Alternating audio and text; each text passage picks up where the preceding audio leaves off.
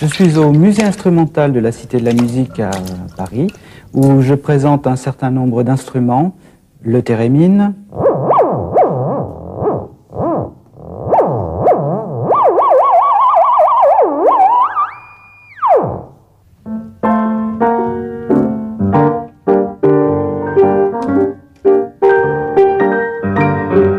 le piano pneumatique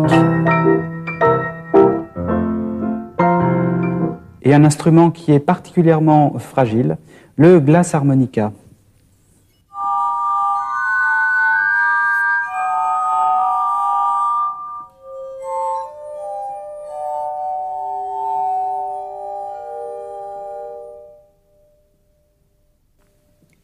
À l'origine du glass harmonica, ou harmonica de verre en français, il y avait le séraphin, une cinquantaine de verres plus ou moins remplis d'eau posés sur une table et que l'on frotte avec le doigt mouillé de cette façon, comme à la fin d'un repas. Benjamin Franklin a croisé un jour le séraphin, il a décidé d'améliorer le principe de fonctionnement de l'instrument et il a inventé son instrument. Il a donc fait souffler un certain nombre de verres de différentes tailles, chaque taille correspondant à une note de musique. Il les a placés sur un axe qui tourne, entraîné aujourd'hui par un petit moteur électrique, et il n'y a plus qu'à poser les doigts mouillés sur les verres pour les faire chanter. Il y a eu environ 400 œuvres composées pour le glass harmonica. Mozart, Beethoven, parmi d'autres, ont composé pour lui. Et malgré tout, il a disparu vers 1830 parce qu'un décret de police l'a interdit pour diverses causes. Les femmes enceintes accouchaient prématurément, les chiens hurlaient à la mort en entendant le son de l'instrument. Et pire encore, la plupart des interprètes ont fini fous.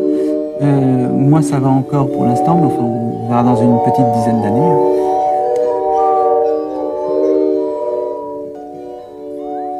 Certaines personnes pensaient qu'il y avait une ressemblance entre le son de l'orgue et du glass harmonica. Je vais vous le montrer tout de suite, avec cette petite pièce de Relich.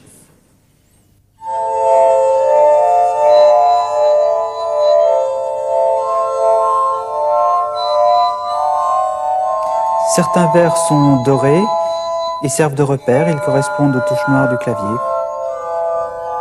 Pour faire chanter mes vers et pour que les doigts accrochent sur ces vers, je vais chercher de l'eau très calcaire dans le sud-ouest de la France.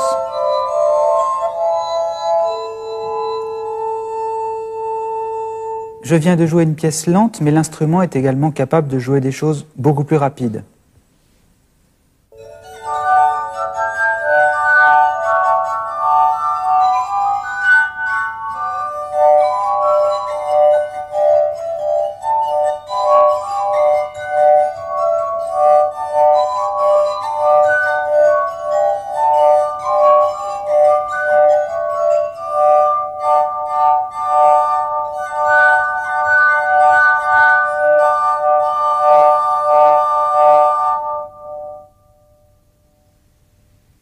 L'instrument a disparu pendant près de 150 ans. On ne l'a redécouvert qu'il y a une quinzaine d'années, au début des années 1980. Et quelques compositeurs, depuis, ont écrit pour le glass harmonica. Voilà un extrait de Crystal Silence de Chick Corea.